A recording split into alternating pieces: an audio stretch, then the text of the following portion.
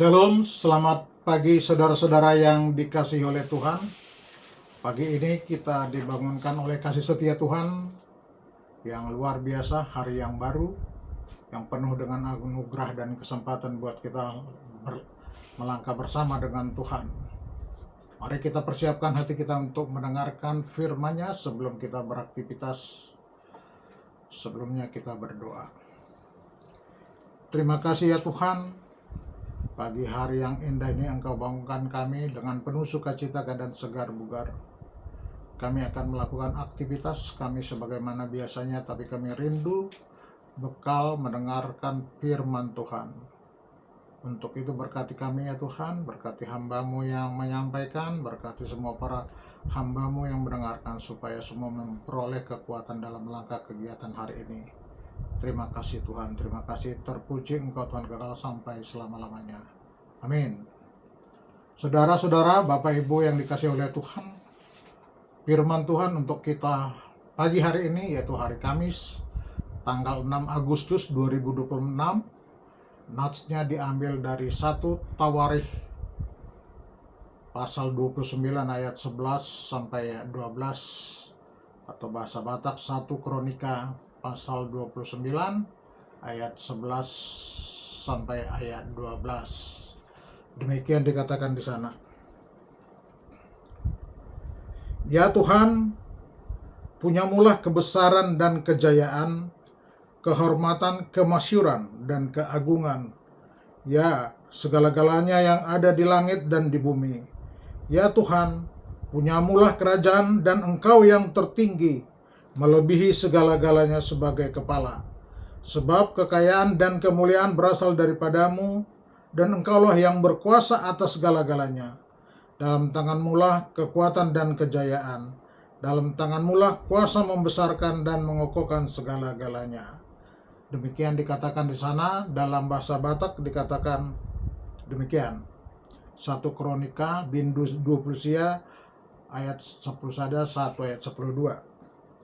Ai gok dihodo ale Jehovah hati bulon dohot hagogoon, dohot hamuliaon, dohot hatongamon, dohot puji-pujian. Gok diho tahe nang saluhut na di banwa ginjang, dohot na di tanoon.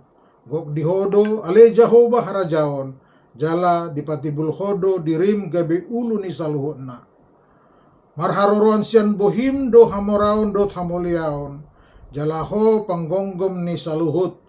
Jala di bagasan tanganmu do hagugon dot huaso, jala di bagasan tanganmu do sangap dohot hagugon ni saluhutna. Demikian dikatakan di sana. Saudara-saudara, nats kita untuk pagi hari ini tentang mengakui kebesaran dan kedaulatan Allah. Judul yang kita ambil pada pagi hari ini adalah segala sesuatu adalah milik Tuhan. Salam saudara-saudara yang dikasihi oleh Tuhan. Di dunia yang kita tinggali hari ini, manusia sering kali tergoda untuk menyombongkan apa yang mereka miliki. Ketika seseorang mencapai puncak karir, meraih kesuksesan finansial keuangan, atau berhasil membangun rumah tangga yang harmonis, kecenderungan secara alamiah kita adalah merasa bahwa semua itu terjadi karena keringat, usaha, dan kepandaian atau hasil kerja keras kita sendiri. Namun mari kita sejenak merenungkan kehidupan Raja Daud. Siapakah Daud? Ia adalah seorang raja besar dalam sejarah Israel. Ia memenangkan berbagai peperangan, memperluas wilayah kerajaan, memiliki kekayaan yang tidak terhitung jumlahnya, dan dicintai rakyatnya. Tapi di akhir hidupnya, ia berhasil mengumpulkan bahan-bahan yang sangat berlimpah untuk pembangunan bait suci yang sesuatunya menjadi impian besar baginya. Jika ada orang yang berhak untuk sombong atau menepuk dada atas pencapaiannya, Daudlah orangnya. Tetapi apa yang dilakukan Daud di ujung usianya? Dalam 1 Tawarikh yang kita baca tadi, 1 Tawarikh pasal 29 ayat 11 dan 12, kita membaca doa pujian Daud di hadapan seluruh jemaah Israel. Bukannya memuji dirinya sendiri, Daud justru menaikkan doa keagungan yang luar biasa indahnya kepada Tuhan. Dari dua ayat yang kita dengar tadi, ada 3 kebenaran utama yang dapat kita pelajari bersama.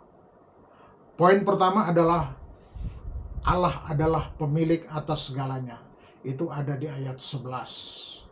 Daud menyatakan dengan sangat tegas, segala-galanya yang ada di langit dan di bumi adalah kepunyaanmu. Kata punyamu itu merujuk pada kepemilikan mutlak. Kita seringkali bahwa harta, rumah, pekerjaan, bahkan keluarga adalah milik kita sepenuhnya. Kita lupa bahwa kita sebenarnya hanyalah seorang pengelola, penata layanan, manajer atau steward, bukan pemilik. Apa yang kita miliki saat ini, termasuk fasilitas, termasuk kesehatan, talenta dan gelar, semuanya adalah pinjaman dan penitipan dari Tuhan. Ketika kita menyadari bahwa segala sesuatu adalah milik Tuhan, dari ayat 11 tadi ada 2 dampak besar dalam hidup kita. Pertama, kita membebaskan kita dari kesombongan. Kita tidak punya alasan untuk merasa lebih hebat dari orang lain, karena semua yang ada pada kita adalah pemberiannya. Yang kedua, membebaskan kita dari pikiran rasa khawatir. Jika Allah pemilik segalanya, maka Ia juga sanggup mencukupi apa yang kita butuhkan sesuai dengan kehendaknya. Itulah poin 1. Poin 2 adalah segala keberhasilan berasal dari tangan Tuhan, yang ada di ayat 12a. Daud melanjutkan, sebab kekayaan dan kemuliaan berasal daripadamu. Daud mengingat betul dari mana ia berasal. Dia dulunya adalah seorang anak gembala yang tidak diperhitungkan, bahkan oleh keluarganya sendiri. Namun tangan Tuhanlah yang mengangkat dia dari padang rumput menuju istana kerajaan. Ketika kita mengalami keberhasilan atau keberkahan dalam hidup, sangat mudah untuk lupa daratan. Namun firman Tuhan hari ini mengingatkan kita bahwa tidak ada satupun kekayaan, kejayaan yang terlepas dari izin dan kemurahan Tuhan. Ingat apa yang tertulis pada Ulangan pasal 8 ayat 17-18, di mana Tuhan memperingatkan bangsa Israel agar tidak berkata dalam hati, kekuasaanku, kekuatanku, tanganku lah yang membuat aku memperoleh kekayaan ini sendiri. Melainkan harus ingat bahwa Dialah yang memberikan kekuatan untuk memperoleh kekayaan. Keahlian kita, kesempatan yang terbuka, dan tubuh yang sehat untuk bekerja, semuanya bersumber dari Dia. Itu poin yang kedua. Poin yang ketiga adalah Tuhan memberi kuasa penuh atas hidup kita. Ayat 12b. Bagian akhir dari ayat 12 menyatakan, dalam tanganmu-lah kekuatan dan kejayaan. Dalam tanganmu-lah kuasa membesarkan dan mengagungkan sekaliannya. Prinsip ini mengajarkan kita tentang kedaulatan Tuhan. Dialah yang berkuasa merendahkan atau meninggikan seseorang.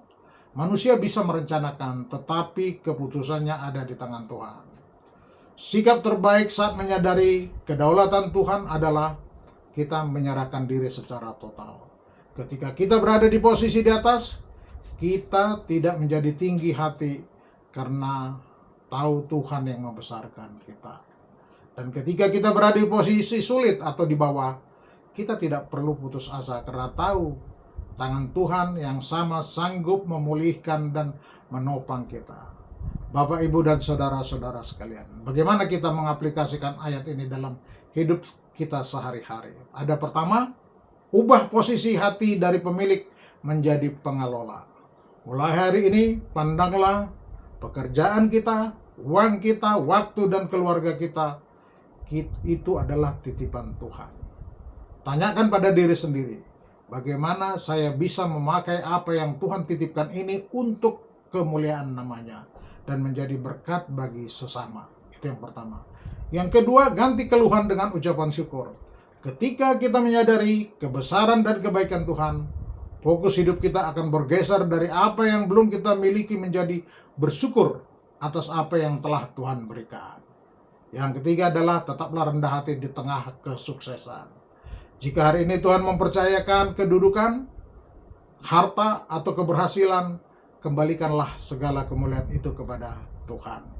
Seperti Daud yang tidak mengambil kehormatan bagi dirinya, marilah kita senantiasa berkata, bukan karena kuat dan gagahku, tapi semua karena kebaikan Tuhan. Sebagai penutup, mari kita jadikan doa Raja Daud ini sebagai doa pribadi kita sehari-hari.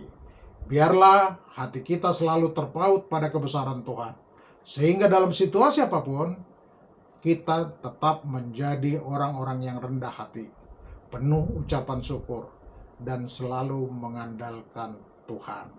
Tuhan Yesus memberikan kita sekalian melalui firman-Nya. Tuhan Yesus memberkati kita. Jesus Christ bless you and us. Amen. Mari kita berdoa. Terima kasih Tuhan, terima kasih kami telah mendengarkan renungan pada pagi hari ini. Melalui firman ini kami mendapatkan banyak pelajaran yang sangat nyata tentang kehidupan Raja Daud. Ia adalah raja besar dalam sejarah Israel.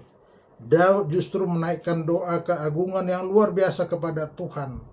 Tuhan ajari kami agar kami tetap bersyukur dan rendah hati, karena kami hanyalah pengelola, bukan pemilik atas semua yang kami miliki.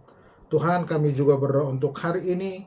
Kami akan beraktivitas, berkati kami, berkati anak cucu kami dan keluarga kami. Berkati juga seluruh jemaat HKBP Resort Surabaya Selatan. Berkati bangsa dan negara kami, dan sempurnakanlah doa kami ini. Amin. Marilah kita sama-sama berdoa-doa Bapa kami. Bapa kami yang di sorga, dikuduskanlah namamu, datanglah kerajaanmu. Jadilah kehendak-Mu di bumi seperti di sorga. Berilah kami pada hari ini makanan kami yang secukupnya, dan ampunilah kesalahan kami seperti kami juga mengampuni orang yang bersalah kepada kami. Dan janganlah membawa kami ke dalam pencobaan, tetapi lepaskanlah kami daripada yang jahat, karena Engkau yang punya kerajaan dan kuasa dan kemuliaan sampai selama-lamanya. Amin. Marilah kita terima berkat dari Tuhan. Kasih anugerah dari Yesus Kristus, dan kasih setia dari Allah Bapa, serta persekutuan dari Roh Kudus yang menyertai kita dari dahulu sampai selama-lamanya. Amin. Horas Soli Deo Gloria.